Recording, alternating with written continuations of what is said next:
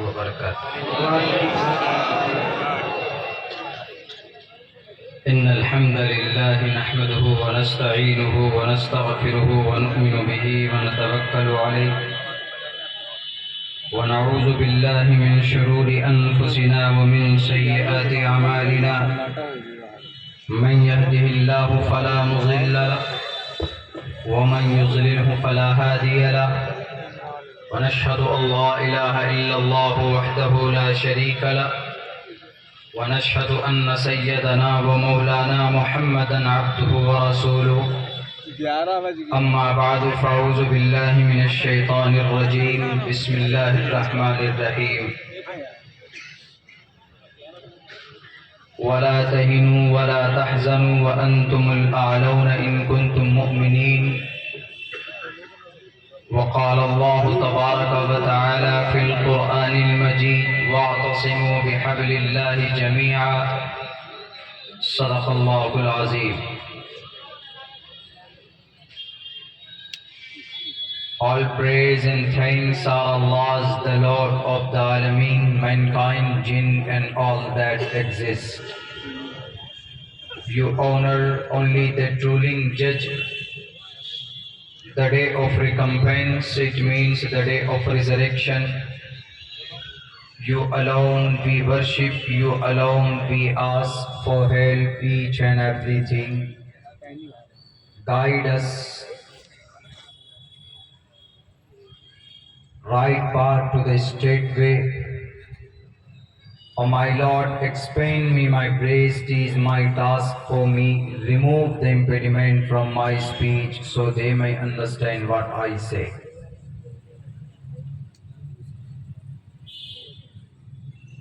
उदारा सर्व एवैते ज्ञानी तात्मेव मयिमतम्। आस्थितः सहि युक्तात्मा मामेवामुत्तमां गतिम्। बहुनाम जन्म नामन्ते ज्ञानवान मां प्रपद्यते वासुदेवा सर्वमिति स महात्मा सुदुर्लभः। रुद्रवो गिरीवा अश्रैत पिशाच एव ब्रह्मा दुविशो जहि प्यारो नाम परजाम जहि तुवम तूर्य तरुष्यतः। ओम सहनावतु सहनो भुनक्तु सहवीर्यं कर्मामहे तेजस्वनावधीतमस्तु मा विद्विषावहे।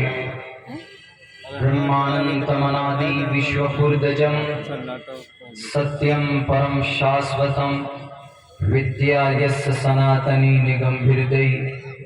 ओम शांति ओम शांति ओम शांति। जनाब सदर मजलिस, स्टेज पर मुअज़्ज़ज़ उलमाए किराम और इस पिंडाल के बैनर तले दीनी ईमानी समाजी भाइयों, नौजवान साथियों,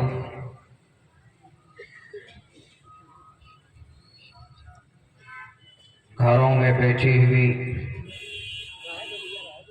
पर्दों में बैठी हुई हमारे समाज के इज्जतदार माँ और बहनों,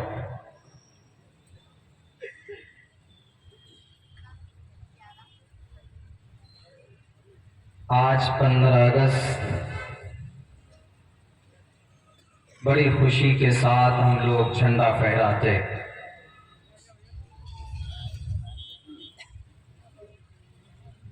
अब से तकरीबन 76 साल पहले 1947 15 अगस्त की तारीख को हमारा ये मुल्क आज़ाद हुआ।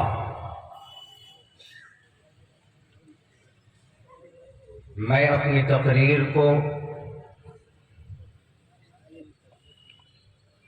2 हिस्सों में बांटना चाहूँगा।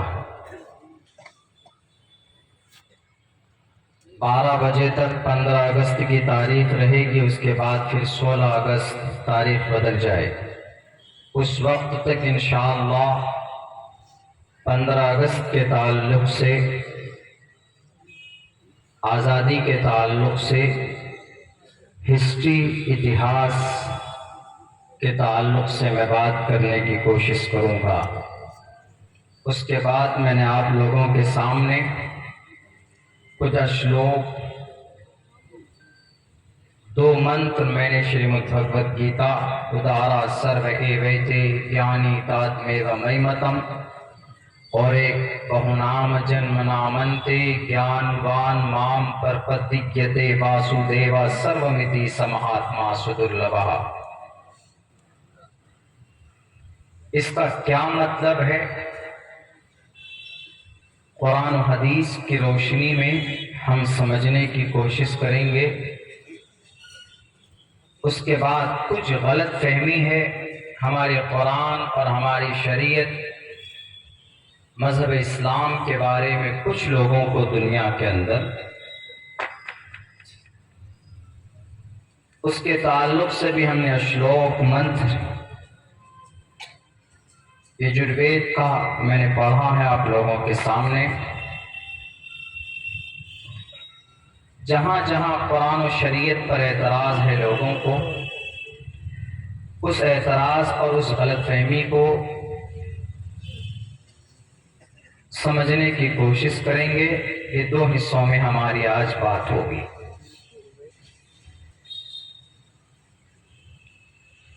तो आज 15 अगस्त है, हम लोग खुशी मनाते हैं। बड़ी आसानी के साथ ये खुशी हमें हासिल नहीं हुई।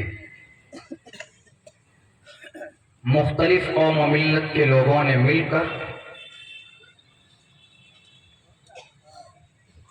अंग्रेजों से मुकाबला करके इस मुल्क को, भारत को आज़ाद किया। इसका संवैधानिक नाम 2 है, भारत और इंडिया।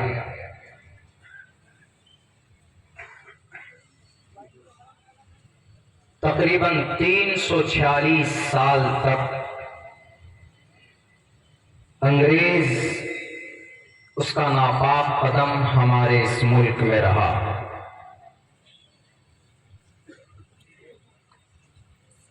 साढ़े 800 साल तक मुगलिया सल्तनत, उससे पहले अलग अलग हिंदू राजा महाराजा, उससे पहले आदिवासी लोग,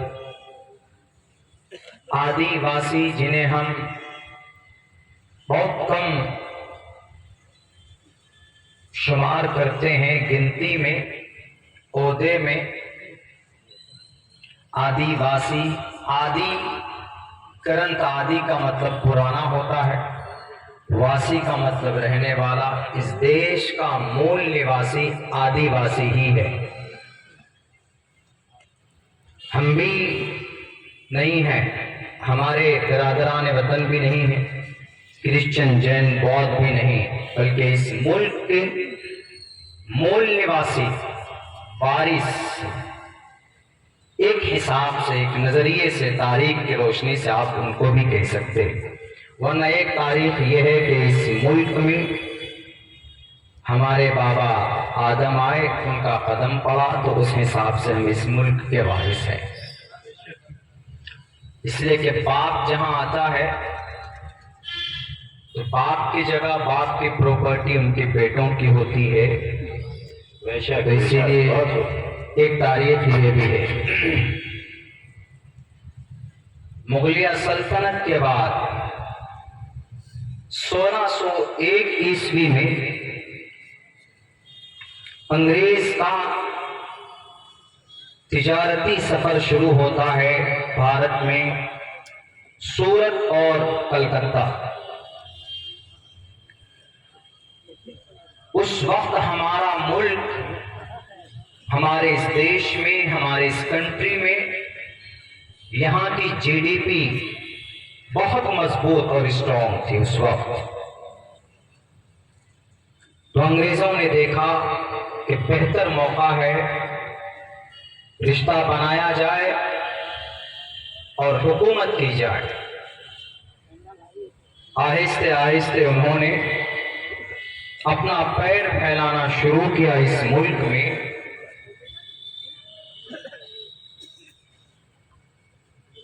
तो अपने एजेंडे के तहत आगे बढ़ रहा था, लेकिन उसके इस कदम को रोकने वाला अंग्रेज जब ताकतवर उसने जमात बना ली, तो सबसे पहली लड़ाई हम लोग तो ये जानते हैं कि आज़ादी की लड़ाई 1857 से शुरू हुई है, शामली के मैदान, थाना भवन, मुजफ्फरनगर से। ऐसा नहीं है, इसको काटने की कोशिश की जा रही है। पहली जंग, पहली लड़ाई अंग्रेज से नवाब सिराजुद्दौला के नाना अली वर्दी खान ने शुरू की थी 1754 में। मुर्शिदाबाद बंगाल के रहने वाले वहां के राजा थे। फोर्ट विलियम अंग्रेज की सबसे पहली ऑफिस और दफ्तर कलकत्ता में तोप लगाकर उसको उड़ा दिया था अली वर्दी खान ने 1755 में। यहां से अंग्रेज के खिलाफ लड़ाई शुरू होती है। शुरुआत यहीं से है। 3 साल के बाद उनका इंतकाल हो जाता है। जवानों, ये तारीख कम से कम अपने दिमाग में बिठा के रखें आप। अभी हजरत ने कहा है वो कौम मुर्दा होती है जिन्हें उनके मुल्क और उनके कौम और उनके समाज के बारे में वो तारीख नहीं जानते। गाने बहुत याद कर लेते हैं आप, फिल्म की स्टोरी, वेब सीरीज के चैप्टर बहुत आसानी से आप सेव कर लेते हैं, लेकिन ये तारीख आप कम से कम सरसरी तौर पर अपने ज़हन और दिमाग में रखें, ताकि आपको याद रहे कि इस मुल्क को आज़ाद कराने में हमारे पूर्वज ने कितनी कुर्बानी पेश की। अभी और देखिए आगे क्या होता। 3 साल के बाद उनका इंतकाल हो जाता है अली वर्दी खान का। उनके नाती नवाब सिराजुद्दौला 1755 को 1757 में कुर्सी इख्तिदार में बैठते हैं। उन्होंने दूसरी लड़ाई शुरू की, लेकिन अपने ही लोग, जिनका नाम मीर सादिक हम और आप जानते हैं, उनका दरबारी, ये कहिए कि उनका गृह मंत्री, उनका उस जमाने का वजीर आला, सबसे बड़े ओहदे पर फाइज, कुर्सी की लालच में उन्होंने गद्दारी के अंग्रेज से हाथ मिलाया और मरवा दिया। नवाब सिराजुद्दौला शहीद हो गए। 1755 और 57 की लड़ाई, मुर्शिदाबाद, पुलासी की जंग, Calcutta just near by Kolkata city, वहां से तकरीबन 250-300 किलोमीटर की दूरी है। ट्रेन से बड़ी आसानी से आप सफर कर सकते हैं, बिल्कुल बांग्लादेश के बॉर्डर पे है। उसके बाद फिर लड़ाई, अंग्रेज से जंग, खामोश नहीं हुए हमारे पूर्वज। मौलाना शरीयतुल्लाह मैदान में आए। उनके बाद फिर एक बहुत बड़े जाबाज सिपाही हैदर अली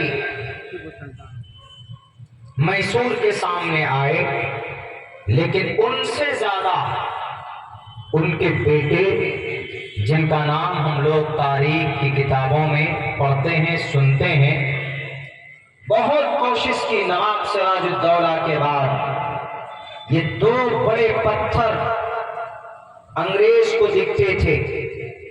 एक सिराजुद्दौला, इनको शहीद कर दिया गया।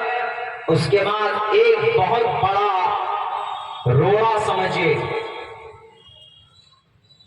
कब्जा करने का इस मुल्क में रुकावट बनकर खड़े हो गए, वो मैसूर के टीपू सुल्तान फतेह अली खान। आजकल उनकी तस्वीर, शक्ल, उनके चेहरे पे दाढ़ी नहीं दिखाई जाती है, लेकिन जहां तक मातबर मुस्तनद तारीख की किताब पढ़ेंगे तो उनके आमाल से ये पता चलता है कि टीपू सुल्तान मुशर्रा थे, दाढ़ी भी थी शक्ल में, वो तहज्जुद गुजार थे, 5 वक्त पाबंदी से नमाज पढ़ते थे। कहाँ